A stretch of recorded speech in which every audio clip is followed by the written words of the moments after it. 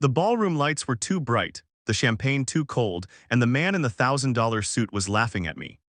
"Tell me, Alex," he sneered, swirling his glass, "what exactly do you do all day while Emily's out there closing million-dollar deals?"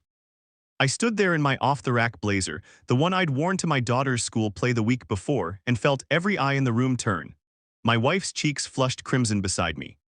If you've ever been humiliated in front of the people who sign your spouse's paycheck, hit that like button right now. I promise this one's going to hit home. And if you're new here, subscribe and tap the bell because this story ends with a twist that'll make you cheer out loud. My name is Alex Harper, 42 years old, married 12 years to the love of my life, Emily. We met in college when she was a broke art major and I was a nerdy engineering student who fixed her laptop for free. She still teases me that I charged her in kisses. We built a life on small jokes and smaller savings. Then came Lily, our daughter, born with a heart defect that swallowed our bank account faster than we could fill it. The surgeries, the specialists, the nights I held Emily while she cried into my t-shirt, those were the real tests of our marriage. I'd always been the steady one, the guy who mowed the lawn at 6 a.m. so Emily could sleep in, the guy who packed Lily's lunches with hand-drawn dinosaurs because the cafeteria food made her sick. I worked freelance coding gigs from the kitchen table, piecing together enough to keep the lights on while Emily climbed the corporate ladder. She was brilliant, numbers danced for her the way paint once did. Within 5 years, she was VP of Finance at Apex Global, a logistics giant that moved half the cargo on the eastern seaboard. Her boss, Victor Lang, was the kind of man who wore his arrogance like cologne. 6'3", gym-sculpted with a voice that could slice glass. He'd taken a special dislike to me the first time Emily brought me to an office picnic. I'd shown up in jeans and a hoodie because Lily had a fever and I'd come straight from the pediatrician. Victor had clapped me on the shoulder too hard and said, "So you're the house husband, cute." Tonight was the annual holiday gala at the Grand Meridian Hotel. Crystal chandeliers, string quartet, waiters in white gloves. Emily had begged me to come. "It's just one night, Alex. Victor's bringing his new fiancée, please." I'd put on the blazer, kissed Lily goodbye while she slept, and promised myself I'd smile through whatever came. We were halfway through dessert when Victor cornered us near the chocolate fountain. Emily's team had just landed a contract that would add 8 figures to Apex's bottom line. She was glowing. Victor raised his glass for a toast, then turned to me. "To Emily," he boomed, "the real brains behind this operation. And to Alex, remind me, what is it you do again? Tech support from home." Laughter rippled, someone coughed, "Uber for nerds." My face burned. Emily's hand found mine under the table, squeezing hard enough to bruise. "Actually," I said, voice steady, "I build systems that keep companies like this from hemorrhaging money on inefficient routing." Victor's smile didn't waver. "Adorable, tell me, do you get dental with that?" More laughter, louder. I felt the old shame crawl up my spine, the same shame from the nights I'd counted pennies for Lily's meds while Emily worked late. The shame of being the partner who stayed. Emily tried to steer us away, but Victor wasn't done. He leaned in, whiskey on his breath.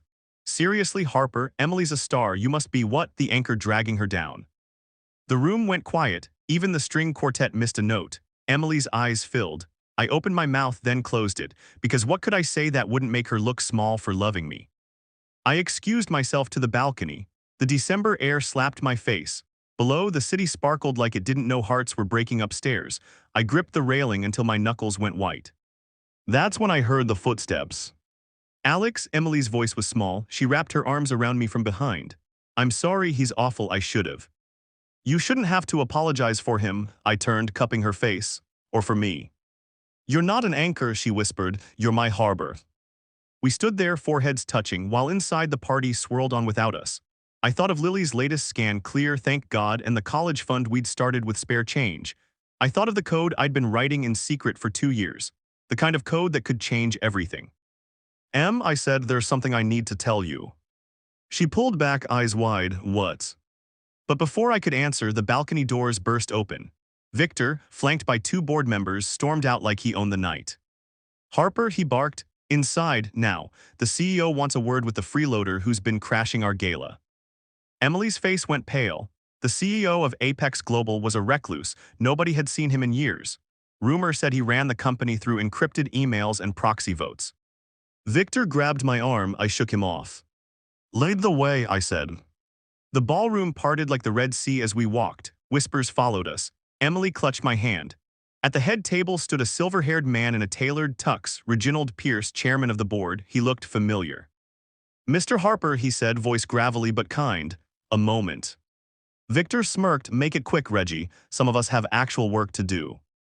Reginald ignored him. He extended a hand. Walk with me. We stepped into a private alcove lined with old shipping maps. Emily hovered behind us. Reginald closed the door. Alex, he said, I owe you an apology. I blinked. For what? For letting that pompous ass treat you like garbage in my company, he sighed. I've been watching from afar. The algorithms you sold us anonymously 2 years ago, the ones that cut fuel costs by 28%, they're the reason Apex is profitable again. Emily gasped. I felt the floor tilt. Reginald continued. When I learned the coder was married to my star VP, well, I wanted to meet the man who saved us without asking for credit. Victor's face, visible through the glass, had gone the color of spoiled milk. I don't understand, Emily stammered. Alex, you sold to Apex.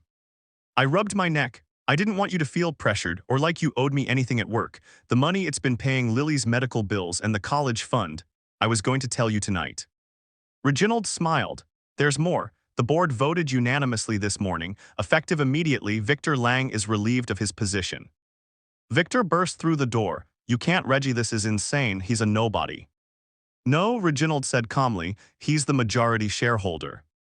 The room spun. Emily gripped my arm to stay upright. Reginald handed me a folder. Inside, stock certificates. My name, 52% of Apex Global.